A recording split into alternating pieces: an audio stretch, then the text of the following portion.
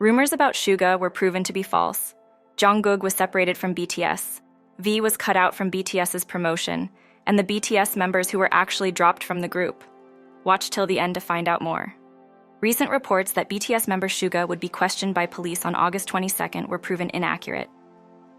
Earlier assertions by a media source on August 21st indicated that Suga was scheduled for questioning, and he had no plans to engage with the media beforehand.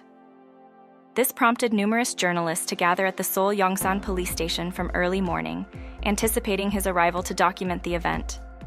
However, by 10 a.m. on August 22nd, the police confirmed that the date for Suga's questioning was yet to be determined. Subsequently, a spokesperson from Big Hit Music clarified that Suga would not be attending the police questioning on that day, apologizing for the delayed correction of the erroneous news report and stating that the new date for the questioning remained undecided. In reaction to this series of events, one individual remarked that reporters, acting on unverified tips, arrived hours early and even began live streaming, only to leave once they realized their information was incorrect. This person criticized the media for their premature actions and harsh stance towards Suga, reflecting a sentiment of disappointment in the journalistic integrity displayed.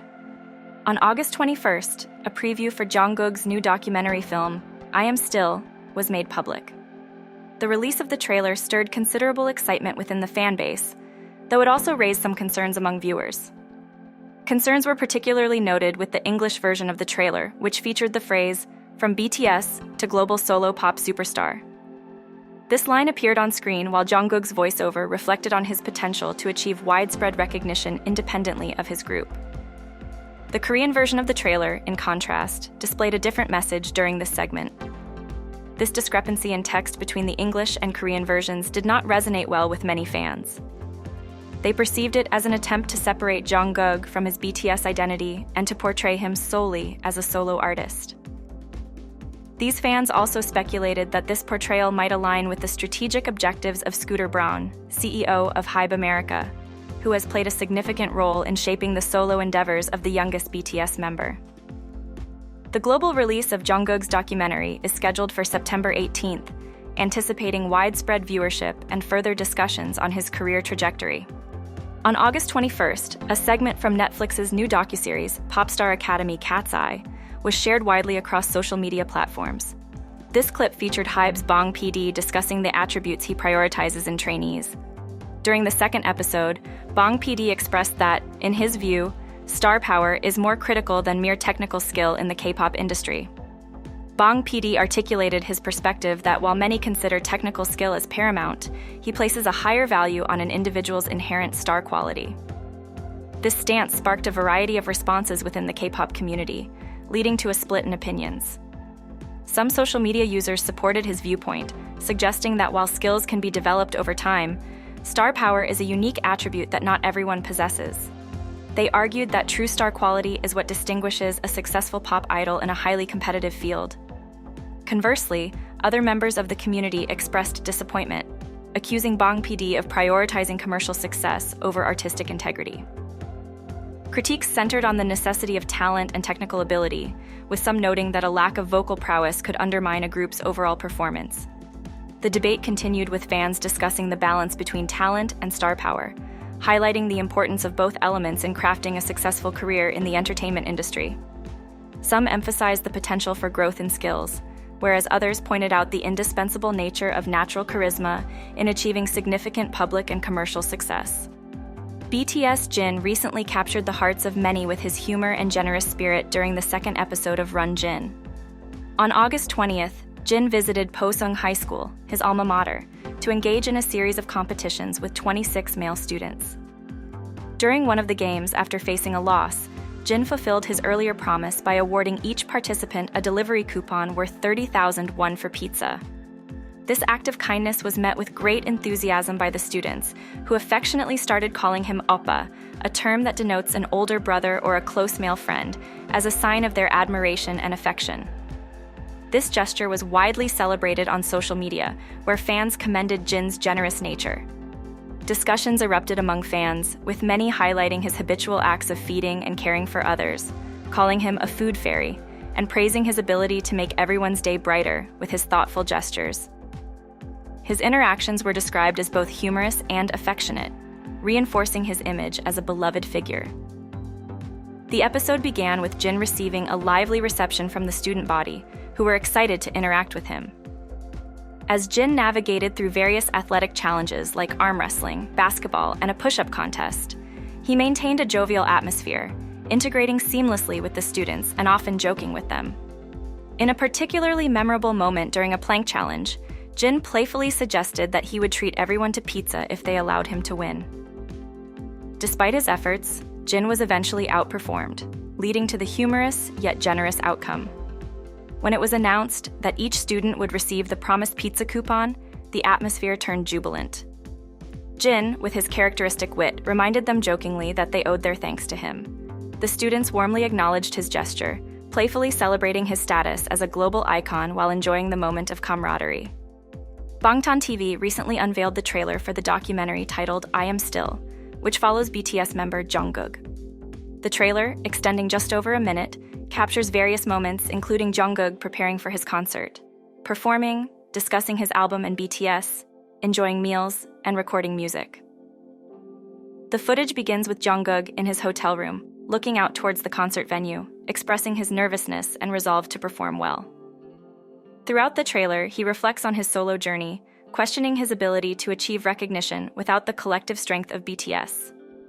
He shares insights into his growing self-confidence, brought on by his accomplishments, and his enjoyment of the creative process.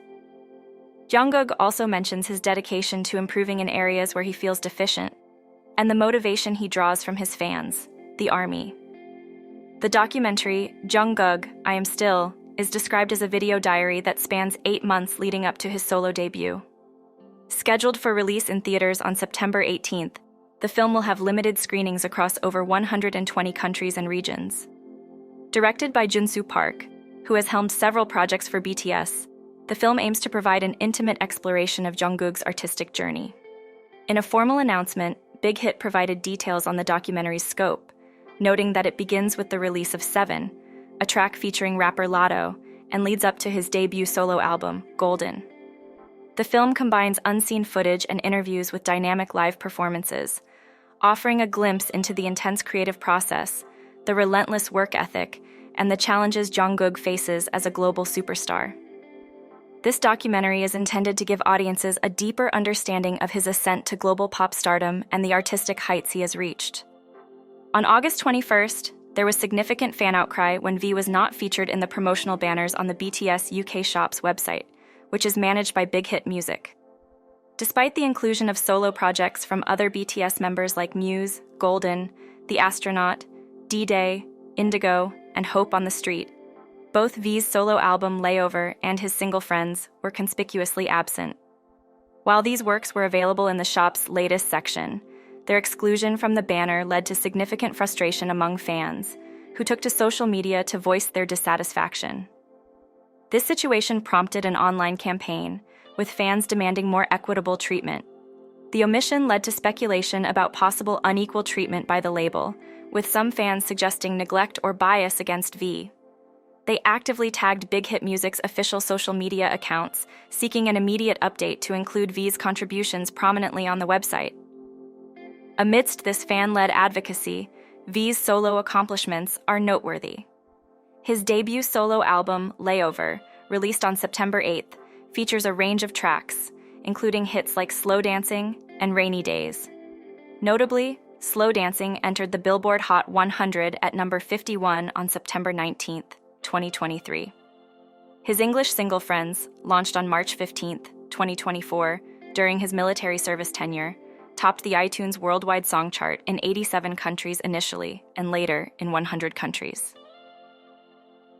On August 14th, 2024, Friends achieved over 300 million streams on Spotify, making V the only K-pop soloist to reach this streaming milestone with multiple tracks.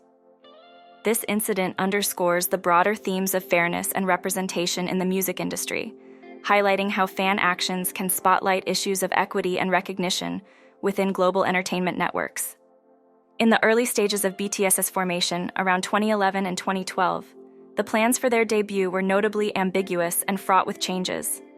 reports suggest that an initial launch was deferred for nearly 2 years due to undisclosed reasons, only briefly mentioned by Namjoon in a discussion with Be Free. It is speculated that the original concept for the group underwent a transformation to model BTS as an idol group, a change that included the introduction of new members, ultimately shaping the vocal line as it exists today. Insights from interviews with P-Dog and Suwon from Boys Republic hint at a tumultuous period during which BTS's lineup underwent multiple revisions.